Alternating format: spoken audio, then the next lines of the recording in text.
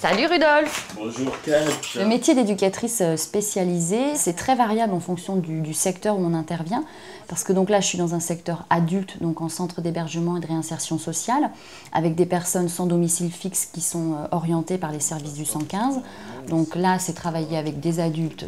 Ça va être la prise en charge au quotidien. Donc il y a tout ce qui concerne l'internat, le suivi au niveau des chambres, la vie en groupe, la préparation de l'alimentation, des repas le soir. Et puis à côté de ça, il y a la prise en charge individuelle des personnes, donc l'accès aux droits, tout l'aspect administratif. On essaye progressivement d'amener la personne à pouvoir avoir une vie autonome, une intégration relative en fonction des situations au sein de la société. Bon, sinon, apparemment, tout s'est bien passé, quoi. Il n'y avait pas grand-chose, quoi. J'ai fait 2 ans de fac de psycho et j'ai obtenu un DOG. Et après, j'ai eu mon concours d'entrée à l'école d'éducateur et ensuite, c'est un diplôme en 3 ans. Je suis allée tout de suite travailler en internat. Donc, au bout de 6 ans, en fait, j'étais un petit peu épuisée de ce travail-là. Je suis partie 2 ans en intérim. Ça m'a permis, en fait, de recibler ma pratique sur les adultes. Et donc là, depuis 2 ans et demi, maintenant, je travaille dans un CHRS avec des adultes.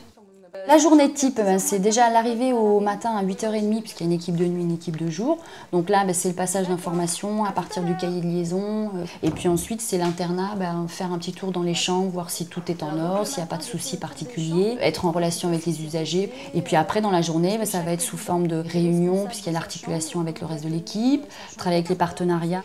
Un travail administratif aussi, puisqu'on a tous l'accès aux soins, donc des dossiers entre le contrat d'insertion autour du RMI, l'accès au niveau de la NPE ACDIC, la CAF, puis aussi ponctuellement de l'animation. On peut faire des choses très différentes. Et puis si vraiment il fait chaud, je me disais on aurait peut-être pu aller se baigner. Ce qui est passionnant dans ce métier-là, c'est le relationnel. On voit des gens avec des parcours très différents, on n'a pas le temps de s'ennuyer. Travailler en équipe, c'est ça qui est passionnant aussi, échanger avec les collègues, de la compréhension qu'on a de la situation. Ce métier-là, on ne peut pas le faire à moitié, c'est-à-dire qu'il faut effectivement, pour être dans l'accompagnement avec les personnes, il faut être dans le lien. Ça demande beaucoup d'investissement, beaucoup de stress, on a aussi peu de moyens.